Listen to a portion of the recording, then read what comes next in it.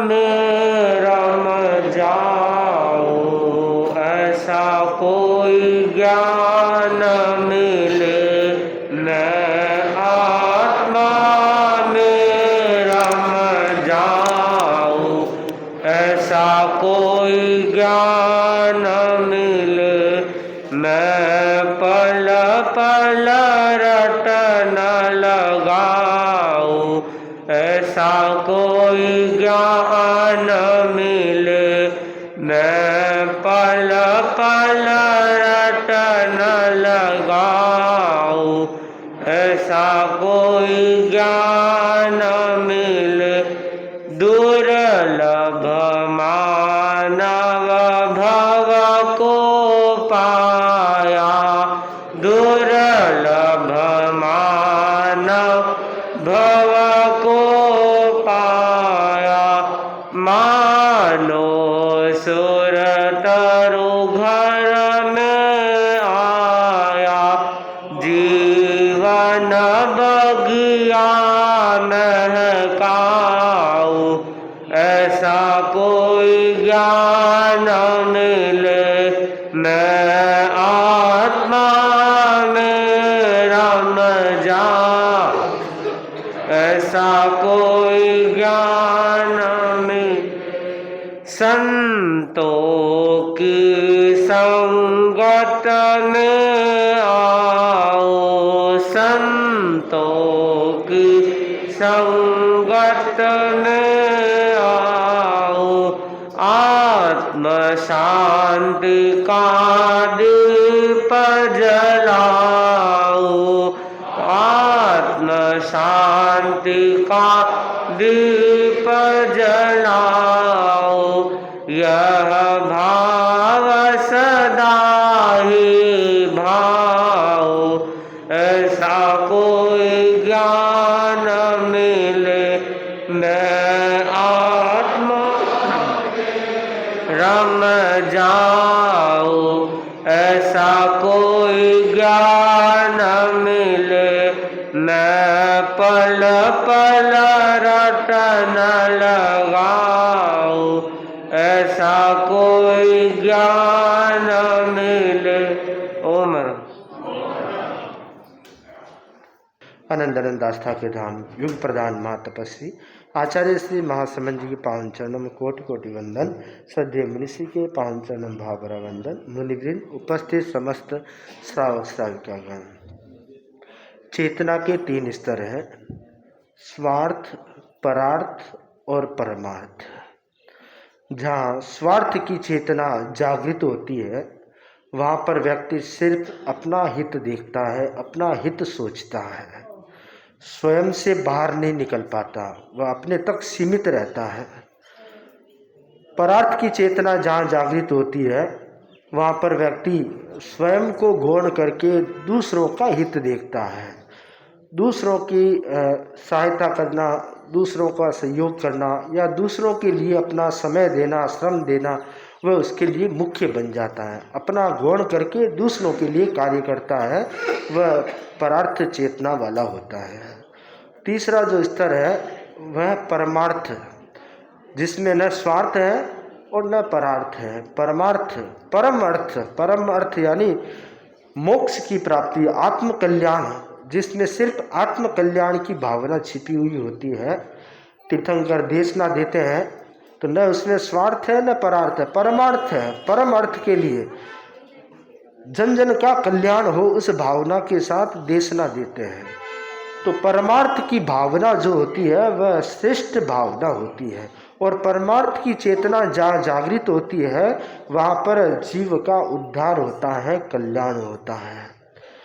परम पूज्य गुरुदेव ने मुनिश्री का सन 2024 का चातुर्मास साउथ हावड़ा में फरमाया है, या यूँ कहें बृहत्तर कोलकाता क्षेत्र में पुनः दूसरा एक चतुर्मास साउथ कलकत्ता में 2023 का हुआ और 2024 का साउथ हावड़ा में यानी बृहत्तर कोलकाता क्षेत्र में फरमाया है। तो लगातार दूसरा चातुर्मास और दूसरा चातुर्मास होने से बीच का शेष काल का पूरा समय क्षेत्रों को प्राप्त होता है या हो सकता है। क्षेत्रों ने अर्ज की, अपनी अपनी भावनाएं रखी।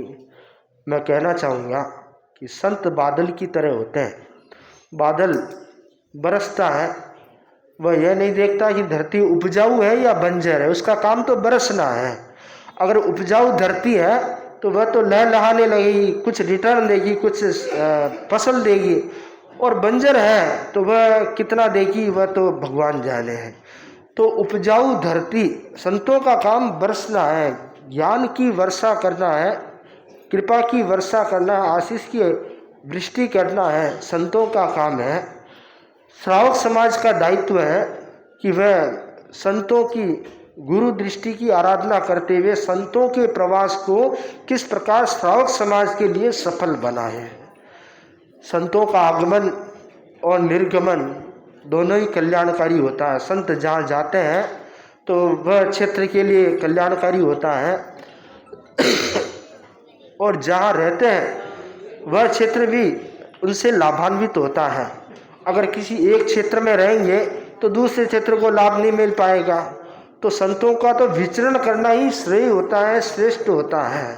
साधु तो रमता भला, साधु तो घूमते विचरते ही जन कल्याणकारी होते हैं। तो संतों का शेषकालीन विचरण और चातुर्मासकालीन तिरवास, एक जगह प्रवास, दोनों ही कल्याणकारी होता है। तो गुरुदेव की आज्ञा के अनुसार, दृष्टि के अनुसार मुनिश्री का बृहत्तर कोलकाता क्षेत्र में विचरण और प्रवास हो रहा है। तो सभी श्रावक श्राविकाएं अधिक से अधिक लाभ लेने का प्रयास करें। सिर्फ अर्ज करने से नहीं होगा कि मुनिश्री पधार जाएं बस हम तृप्त हो गए, उतने से तृप्त नहीं होना है। गुरुदेव का दीक्षा अमृत दीक्षा कल्याण वर्ष चल रहा है, अनुव्रत का अमृत महोत्सव वर्ष चल रहा है, और सामने प्रेक्षा अमृत वर्ष 50वां वर्ष प्रारंभ होने वाला है, और धर्म संघ के विभिन्न अवदान और गतिविधियां हैं। तो उनके साथ जुड़ करके परमार्थ की चेतना को जागृत करके दृष्टि के अनुसार कार्य करने का प्रयास करेंगे, जागरूकता के साथ कार्य करने का प्रयास करेंगे, तो गुरुदेव की ये कृपा और संतों का श्रम श्रावक समाज के लिए एक नई चेतना को जागृत करने वाला और एक नई दिशा दर्शन देने वाला साबित हो सकेगा। तो मैं ये आज के दिन यही मंगल कामना करता हूँ, आप सबकी भावनाएं पूर्ण हो और मुनिश्री का पदार्पण सभी क्षेत्रों में पदार्पण हो, जिससे सभी को संतुष्टि मिले, और मुनिश्री का जो आह्वान होगा उस आह्वान को आप सभी स्वीकार करके प्रवास को और अधिक सफल बनाने का प्रयास करेंगे। चातुर्मास जो जहाँ चतुर्मास है वहाँ के लोग तो सक्रिय होंगे, इसके अलावा पूरे शहर के, पूरे क्षेत्र के लोग सक्रिय बन करके धर्म संघ की प्रभावना में अपना योगदान दें, जिससे ये चातुर्मास साउथ हावड़ा का न होकर के पूरे कलकत्ता, बृहत्तर कोलकाता क्षेत्र का चातुर्मास और पूरा बृहत्तर कोलकाता क्षेत्र लाभान्वित बने, उससे अधिक लाभ प्राप्त करे, ऐसा प्रयास हो तो सबके लिए कल्याणकारी होगा। इन्हीं मंगल भावनाओं के साथ ओम आगा। अहिंसा के अवतार भगवान महावीर स्वामी के चरणों में कोटि से वंदन। युग प्रदान आचार्य श्री महासमुद्र के चरणों में कोटि से वंदन। मुनिवृंद, उपस्थित धार्मिक प्रेमी भाई और बहनों, रविवारी प्रवचन के अंतर्गत आज का विषय है कैसे करें धर्म संघ की प्रभावना और साथ में अर्जी का कार्यक्रम। गुरुदेव तुलसी ने बहुत सुंदर कहा, संग शरणं प्राणं गति, प्रतिष्ठा से साधना धार, तस्मात् भूयो भद्रं भुवादन घाय धर्म संगाय। संग शरण और साधना का आधार है, इसलिए ऐसे पवित्र धर्म संघ का निरंतर कल्याण हो। जहाँ सारना वारना है वह संघ है, जहाँ गुणों का समूह है वह संघ है। तो उस संघ की हम कैसे प्रभावना करें। जिन शासन के 4 आधार स्तंभ है, साधु साध्वी श्रावक श्राविका, इसके ऊपर ही जिन शासन का प्रसाद टिका हुआ है। धर्म संघ की प्रभावना में इन चारों का ही महत्वपूर्ण योगदान रहता है। कैसे करें धर्म संघ की प्रभावना। हमारे जैन दर्शन में सम्यक के भूषण आदि बताए गए हैं। तो धर्म संघ की प्रभावना में 5 सूत्र महत्वपूर्ण भूमिका निभाने वाले होते हैं। उनमें पहला है स्थैर्य। अपने मन को लक्ष्य और उसकी प्राप्ति के साधनों में स्थिर करना बहुत जरूरी है। हमारा लक्ष्य क्या है, हमारा पर्पज क्या है, एम क्या है, वह है आत्मस्वरूप को प्राप्त करना, सिद्धत्व को प्राप्त करना, कर्म क्षय करके मोक्ष को प्राप्त करना। ऐसे ही तो मोक्ष प्राप्त नहीं होता है, उसके लिए हम साधना करेंगे, कर्म क्षय होंगे, तब ही मोक्ष को प्राप्त होगा। तो हमारे जो साधन है, सम्यक ज्ञान, सम्यक दर्शन, सम्यक चारित्र, सम्यक तप, इनकी आराधना करना और स्थिर हो जाना। जो श्रावक श्राविका साधु साध्वी ज्ञान दर्शन चारित्र तप में स्थिर रहते हैं, उसमें तल्लीन रहते हैं, वे ही धर्म संघ की प्रभावना कर सकते हैं। यदि आपके पास में ज्ञान नहीं है तो क्या धर्म संघ की आप प्रभावना करोगे।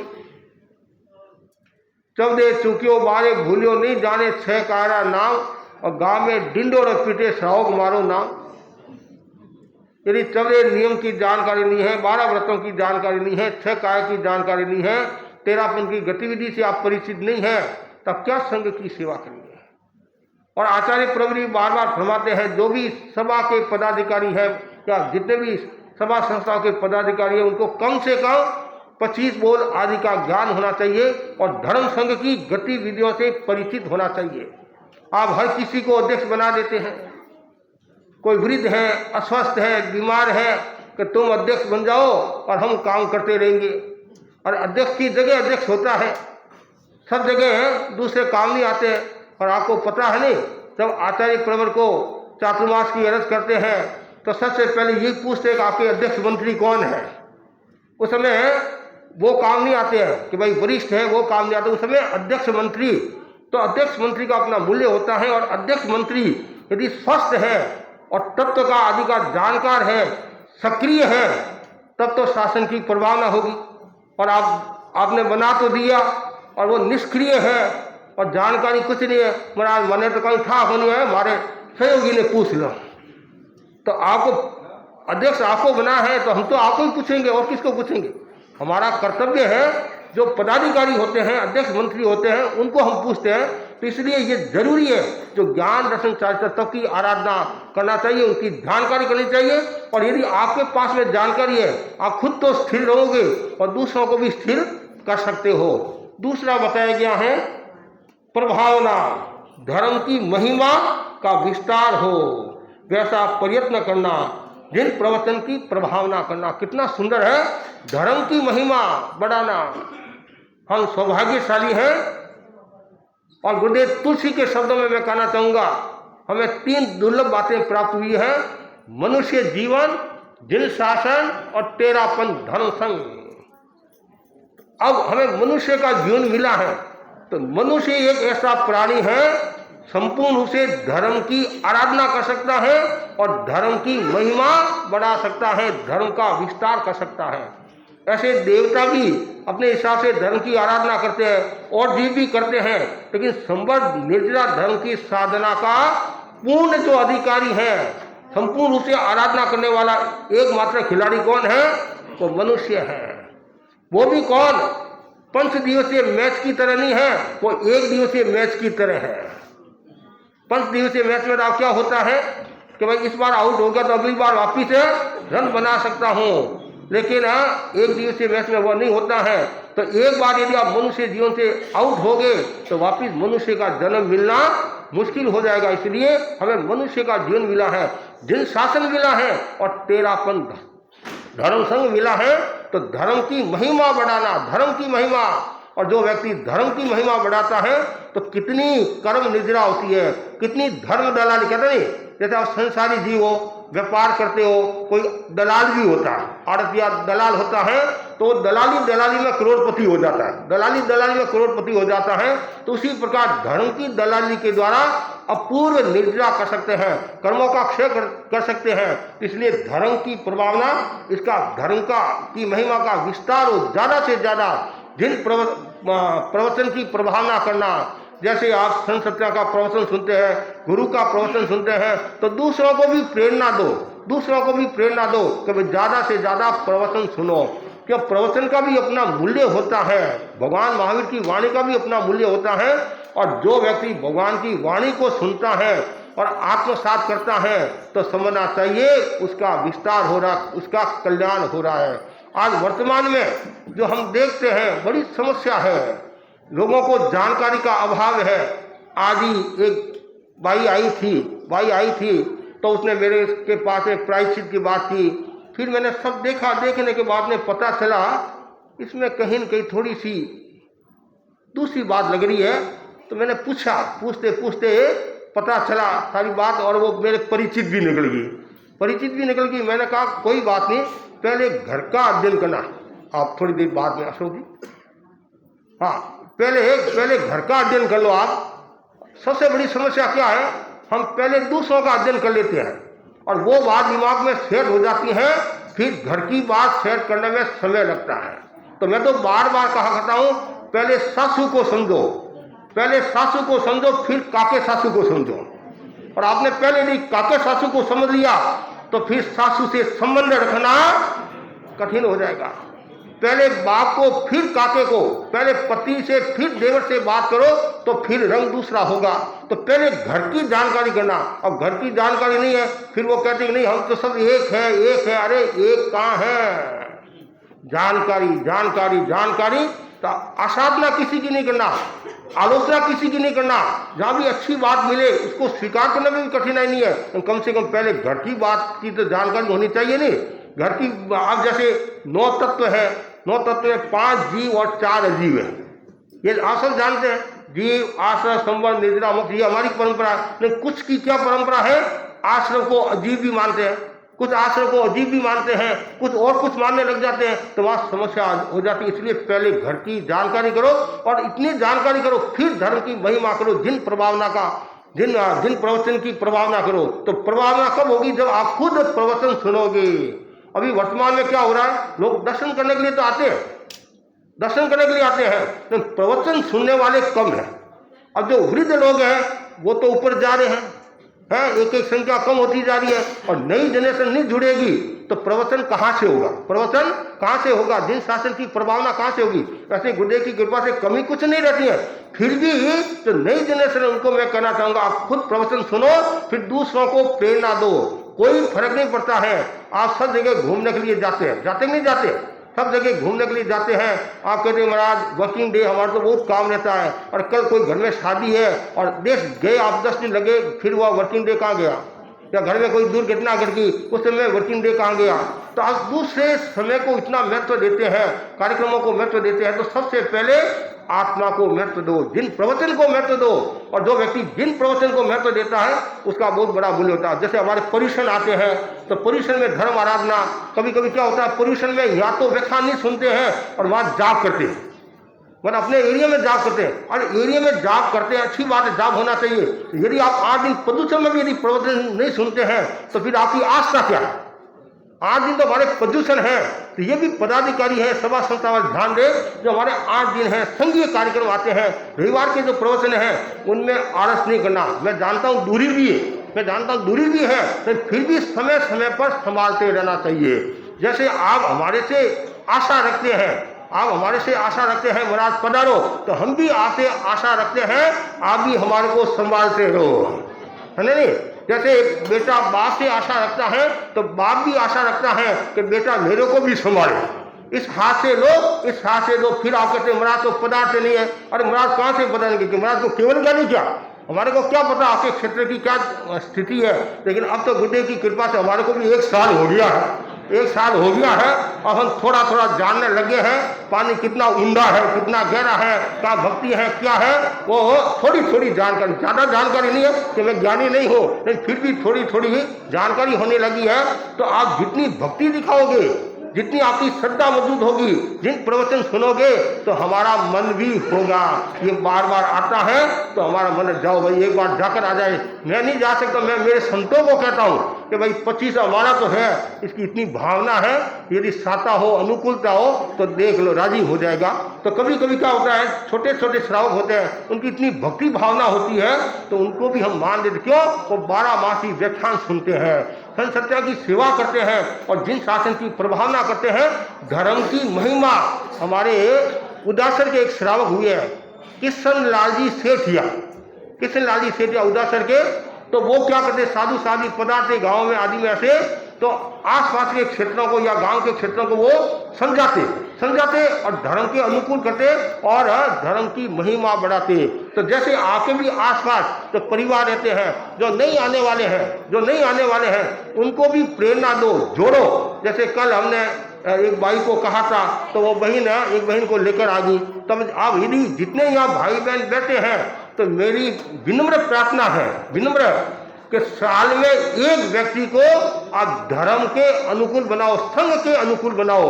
हमारा ये जिन शासन, जीवन का शासन धर्म संघ मिला है, तो ये एकदम आपके भीतर में भावना होनी चाहिए कि मैं एक परिवार को धर्म संघ के अनुकूल बनाऊंगा और धर्म संघ की महिमा बढ़ाऊंगा।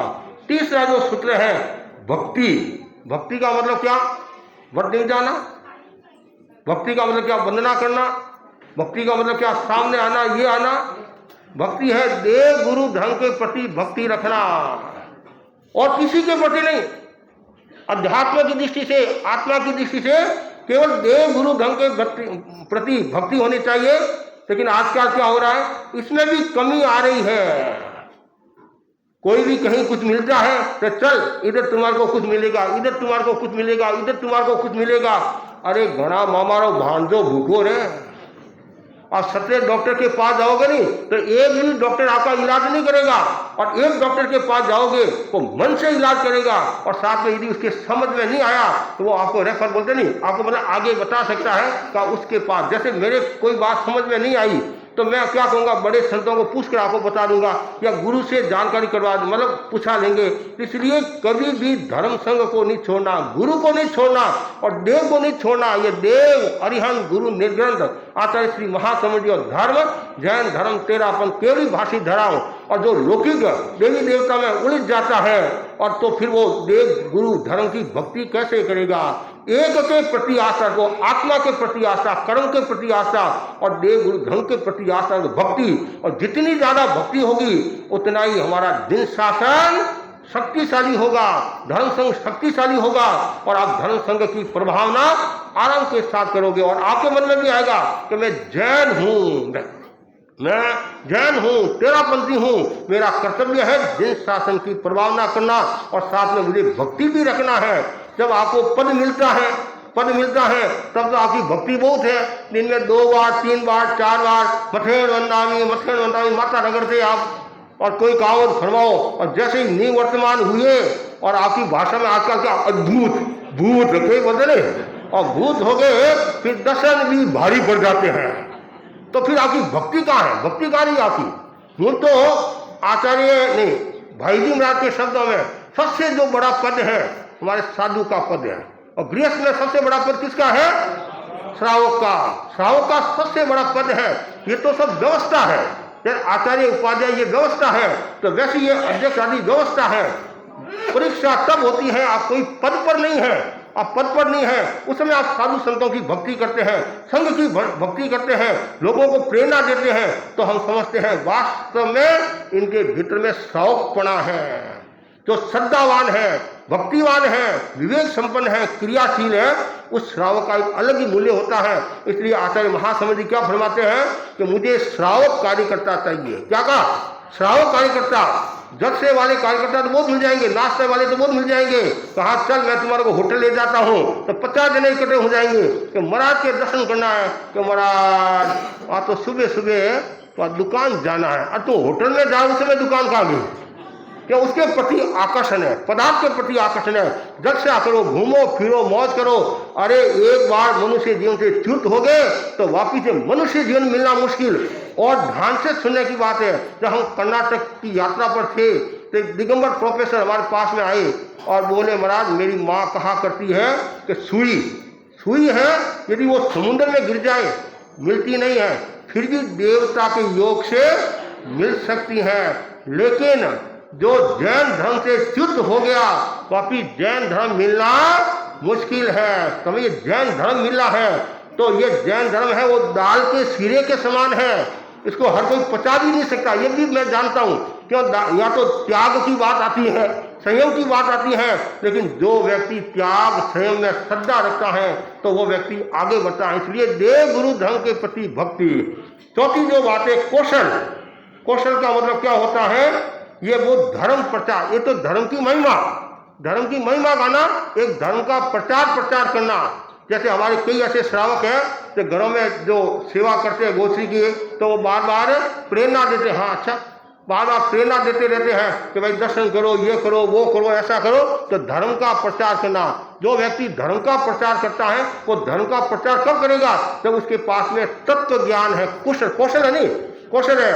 हमारे जैसे उदाहरण के लिए सुरेंद्र जी सेठिया का हम नाम ले सकते हैं, सुरेंद्र जी सेठिया का नाम ले सकते हैं। यदि दो व्यक्ति भी यदि मिले उसको तत्काल मेरे को भी कहने लग जाते हैं आप फरमाओ मैं इसको समझा दूं, तो उनके मन में वो तड़प रहती है।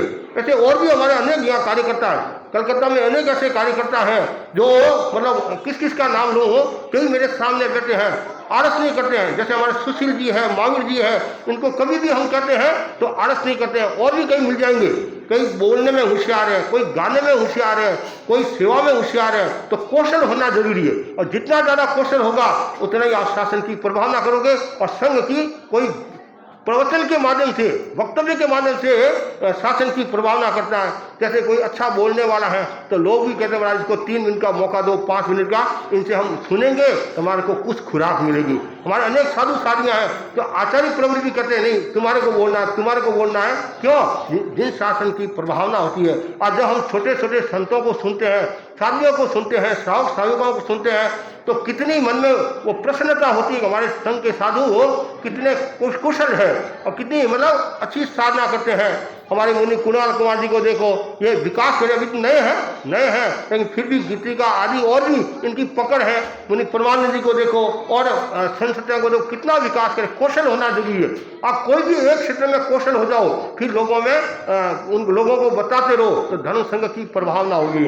और उसके बाद में लास्ट में है तीर्थ सेवा। बहुत महत्वपूर्ण बात है। तीर्थ सेवा का मतलब क्या है? चतुर्विध धर्म संघ की सेवा करना। साधु संतों की आप सेवा करते हैं, मुझे प्रसन्नता है। हमारे कलकत्ता के जो श्रावक समाज है कि मेरे को 1 साल हो गया है, और एक दृष्टि से यदि मैं कहूँ तो गुरुदेव की कृपा से, संतों के सहयोग से और श्रावक समाज की सक्रियता से करीबन हमारा 13 महीने का प्रवास को मैं सफलतम के रूप में स्वीकार कर सकता हूँ। हाँ, जब भी मैं इनको याद करता हूँ, इतने हमारे श्रावक विनीत हैं और समय समय पर आते हैं, संभालते हैं, कोई आवश्यकता है आदि है। तो तीर्थ की सेवा, जैसे हमारे साधु साधी मेहनत करे हैं, वैसे श्रावक साधु भी मेहनत करे हैं। और आवश्यकता है। मैं ये नहीं कहता आप परिपूर्ण हो गए, आप में भावना भक्ति अच्छी, लेकिन और कि मेरे में शक्ति है तो मैं तीर्थ की सेवा करूँ, आलस नहीं करना। हमारे यहाँ प्रतिक्रमण में भी आता है, मुनि ने यदि शक्ति का संगोपन किया हो तो तत्विच्छामि दुक्कड़म, अर्थात मैं साधना कर सकता हूँ, मैं आराधना कर सकता हूँ, मैं संघ की सेवा कर सकता हूँ, कार्य कर सकता हूँ। और यदि मैं नहीं करता हूँ तो मेरे को वापिस शक्ति मिलना मुश्किल है। इसलिए ये ध्यान रखो, ज़्यादा से ज़्यादा तीर्थ की सेवा।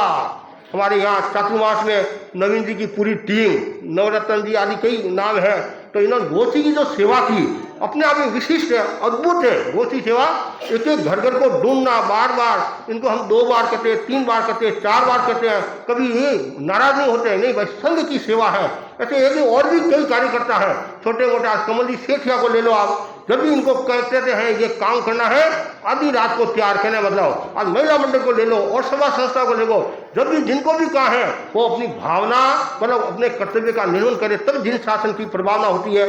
आज हमारा दक्षिण कलकत्ता का चातुर्मास ऐसी सफल थोड़ी हुआ, पूरे कलकत्ता के योग से सफल हुआ, और व्यवस्था की दृष्टि से दक्षिण कलकत्ता था, व्यवस्था की दृष्टि से, लेकिन दक्षिण कलकत्ता ने भी अपने कर्तव्य का निर्वहन किया, वो भी साधुवाद के पात्र। तो तीर्थ सेवा, और जितनी आप ज्यादा तीर्थ सेवा करोगे, संघ की सेवा करोगे, और जो संघ की सेवा करता है तो वो तीर्थंकर नाम गोत्र का उपार्जन भी कर सकता है। हमारे धर्म संघ में मैं बार बार कहा करता हूँ, 3 श्रावकों ने जयाचार्य के शासन काल में तीर्थंकर नाम गोत्र का बंधन किया है। कौन कौन? ताराचंदी ढिलीवा, सुपात्र दान के कारण, और बादल जी भंडारी संघ सेवा, समर्पण, गुरु भक्ति, और लाला भैरूलाली सिंदर जयपुर के, इन 3 श्रावकों ने तीर्थंकर नाम गोत्र का उपार्जन किया। बहुत बड़ी बात है। और जो सेवा कौन करेगा? सेवा कौन करेगा? जो आत्मार्थी है, पाक भीरू है, और संग हितैषी है, परमार्थ की चेतना को जगाने वाला है, और हमेशा पर उपकार की भावना, स्व उपकार के साथ पर उपकार की जो भावना रखता है वो आगे बढ़ सकता है। आत्मा का खुद का तो उत्थान करता ही है, वो संघ की भी सेवा करता है। जो संघ की सेवा करता है, संघ की प्रभावना। और मैं यहाँ कहना चाहता हूँ, यहाँ प्रेक्षा ध्यान का अच्छा स्कोप है। हमारे अनेक महीने भाई है जो हर महीने वो प्रेक्षा ध्यान की कार्यशाला भी लगती है, और अच्छे अच्छे ट्रेनर है प्रेक्षा ध्यान में, तो उसका भी और अच्छा विकास हो सकता है। ज्ञानशाला में यहाँ काफी सेवा संस्थाओं के लोग आए हैं, उनको भी कहना चाहूंगा ज्ञानशाला का और विस्तार हो ज्ञानशाला का। और जो जहाँ भी 2 बच्चे हैं, 4 बच्चे, मेहनत करें माँ बाप, अभिभावक, आसपास के क्षेत्र, तो ज्यादा से ज्यादा ज्ञानशाला के लिए प्रेरणा दे कि एक आज का बच्चा कल का बादशाह है। ये जो छोटे छोटे बच्चे हैं, इनमें से कोई भी महावीर बन सकता है, भिक्षु बन सकता है, तुलसी बन सकता है, और अच्छा इंसान बन सकता है। तो इन बच्चों को संस्कारी बनाना जरूरी है। और बच्चे, आज के बच्चे ही कल के बादशाह, देश के कर्णधार है, तो इनको संस्कारी बनाना जरूरी है। मैं सभा संस्था को भी कहना चाहूंगा, और सभा जो ये जो प्रशिक्षिका हैं, व्यवस्थापक हैं, वो भी सक्रियता के साथ भाग ले। सक्रियता, कभी कभी क्या होता है, काफी वर्ष से जुड़े हुए होते नहीं, 10 साल से, 20 साल से, तो कभी कभी निष्क्रियता भी आ जाती है। निष्क्रियता, अब एक अवस्था आने के बाद में उन खुद को विसर्जन कर लेना चाहिए। अब आप दूसरों को मौका दो, और मैं उनको सिखाती रहूंगी। और नहीं तो क्या होता है, गैप का भी बहुत फर्क पड़ता है। एक 80 वर्ष की बाई है, एक 25 साल की बाई है, तो गैप है, तो ये भी कभी कभी समस्या आ जाती है। लेकिन हमारे पुराने श्रावक बहुत अनुभवी है, तो उनके निर्देशन में, संरक्षण में आप अच्छा विकास कर सकते हैं। एक समय आने के बाद में, ये खाली ज्ञानशाला की बात नहीं है, सभी संस्थाओं को मैं कहना चाहता हूँ, समय आने के बाद में आपको अब श्रावकपंथी अच्छी भूमिका निभानी चाहिए, आत्म साधना के लिए तैयार हो जाना चाहिए। और यदि आप चिपके हुए रहेंगे तो न तो खुद काम करोगे और न दूसरों को काम करने देंगे। तो इसलिए तीर्थ की सेवा तो गुरुदेव ने कृपा कराई है। तो मैं सभी सेवा संस्थाओं को कहना चाहूंगा, जो भी सेवा संस्था का पदाधिकारी आए, वो निष्ठा के साथ, जो श्रावक ने नहीं, समाज ने आप पर इतना भरोसा किया है और समाज ने आपको उपहार दिया है, उपहारी है, एक तरह का उपहार है, तो उस उपहार को भार नहीं समझना है, और निर्भर होकर सबके योग से, सब साथियों के सहयोग से जिन शासन की प्रभावना करो। और जब हम गुरुदेव माँ समझ जी को देखते हैं, कितनी सेवा करे हैं संघ की, कितनी सेवा करे। आपने सप्तमी के दिन सुना होगा, धारा प्रवाह प्रवचन, कितना जबरदस्त प्रवचन चल रहा था। तो ये क्यों? जब गुरु फरमाते हैं, गुरु प्रेरणा देते हैं, तो हमारे चतुर्वेदी धर्म संघ में, तीर्थ में एक खुशहाली आ जाती है, एक प्रसन्नता, जोश आ जाता है कि गुरु संघ की इतनी सेवा करे हैं, तो हम भी संघ की सेवा करें। तो ये हमारा श्रावक समाज विनीत श्रावक समाज है, और ये हर समय तैयार रहता है। तो संघ की प्रभावना में केवल साधु साधियों का योगदान ही नहीं है, केवल आचार्य का नहीं, पूरे धर्म संघ का योगदान है। गुरुदेव तुलसी के शब्दों में यदि कहे, गुरुदेव तुलसी फरमाते थे, मैं अकेला कुछ नहीं कर सकता हूँ, यदि साधु साधियों का योग नहीं है, साहु समाज का योग नहीं, कुछ भी नहीं कर सकता है। जैसे आपके यहाँ हावड़ा स्टेशन है नहीं, रेल है, और भी मतलब कलकत्ता में रेल है, अकेला इंजन क्या करेगा, वो घूमता रहो है, कोई मूल्य नहीं है। साथ में डिब्बे नहीं है तो, और खाली डिब्बे है, इंजन नहीं है तो भी काम नहीं होगा। तो है इंजन नहीं है, इंजन बोलते हैं इंजन, और इंजन तो दोनों का योग, इंजन की भी आवश्यकता रहती है, डब्बे की भी आवश्यकता रहती है, ऐसे आचार्य की भी आवश्यकता रहती है, और चतुर्विध धर्म संघ की भी आवश्यकता रहती है। तो ये हमारा धर्म संघ एक निर्मल और पवित्र धर्म संघ है, और इस धर्म संघ की जो सेवा करता है तो खुद अनंत आनंद की अनुभूति करता है। एक भाई ने मुझे बताया, बहुत सुंदर बात बताई। उसने अपने बेटे को कहा, बेटे ने मेरे को बताया कि ये संघ नहीं, समाज है, इस समाज का बहुत बड़ा ऋण हमारे ऊपर है, समाज का बहुत बड़ा ऋण हमारे ऊपर है, और समाज जब भी यदि मौका दे सेवा का तो तुम कभी मना मत करना। कितनी गहरी बात बता दी कि समाज से हमें सब कुछ मिलता है।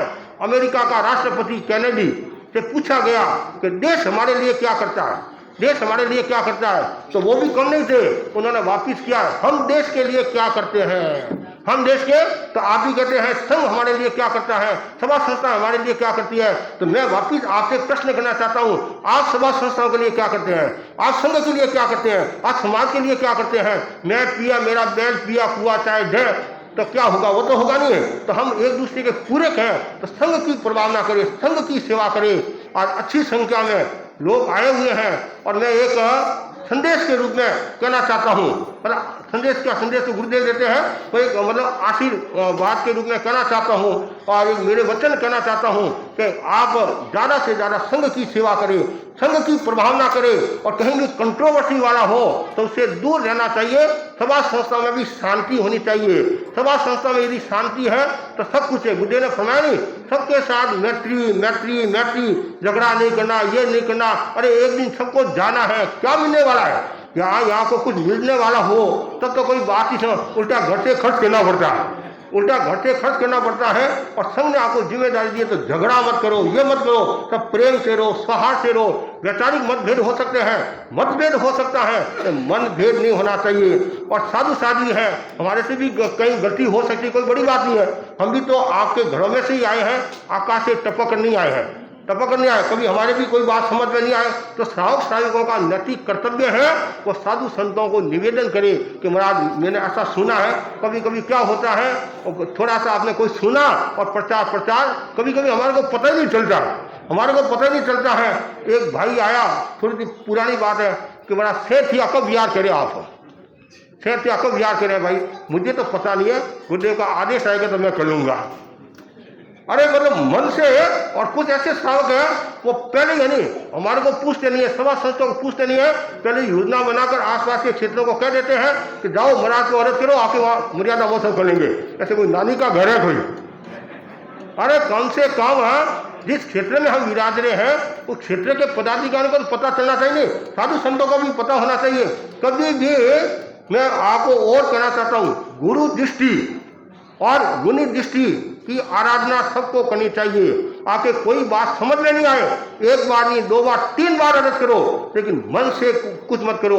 संघ की आलोचना हो ऐसा काम मत करो। ये आजकल क्या व्हाट्सएप पर भी है, इतने मैसेज बस मन में आया डाल दिया, मन में आया डाल दिया, मन में कभी कभी अर्थ का अनर्थ हो जाता है। एक भाई ने दूसरे भाई को मैसेज किया व्हाट्सएप पर, तो उसने देखा नहीं, उसने अपनी पत्नी को कर दिया। किसको कर दिया?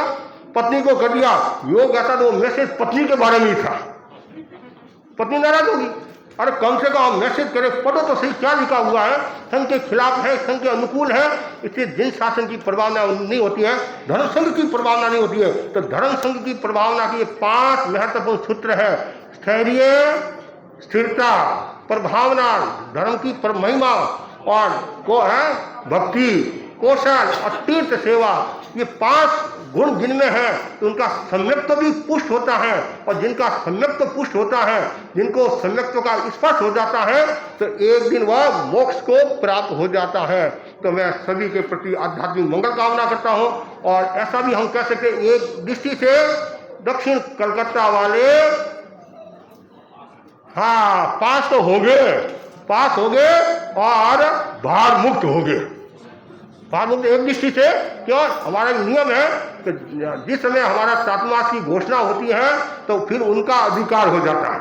अब दक्षिण हावड़ा को देखो, दक्षिण हावड़ा वाले ऐसे तो व्याख्यान वाले में आते हैं, दर्शन करने के लिए भी आते हैं, लेकिन लेकिन एक साथ में इतने कभी देखे आपने इस रूप में देखे, इस रूप में मतलब ऐसे तो खूब दक्षिण हावड़ा वाले तो खूब सेवा करें, इनके तो मैं जितने गुणगान करूं उतने थोड़े हैं नहीं। कहना हाँ, जब मेरा जो प्रवेश कराया जो समाई का दृश्य है उसको मैं भूल नहीं सकता हूँ। और ऐसे भी वो ठीक है, एक अपेक्षा से आज जो ये आए हैं वो ऐसे नहीं आए, यही बाणियाँ हैं, हाँ बड़े होशियार हैं। और फिर मंत्री मोवासर का है, अध्यक्ष लक्ष्मीपति है, कौन आदि है, सब टीम आई है, महिला मंडल परिषद सब 13 सब आए। तो इसका तो मैं आज तो इतना ही है, प्रवचन का इतना ही सार है कि सब संघ की शरण में रहो, संघ की सेवा करो और संघ के अनुकूल कार्य करो और धर्म संघ की प्रभावना करते रहो, जिससे आपको भी समाधि रहेगी और धर्म संघ को भी समाधि रहेगी और गुरु को भी समाधि रहेगी और अन्य लोगों को भी खूब प्रेरणा मिलेगी। ओम अरहम।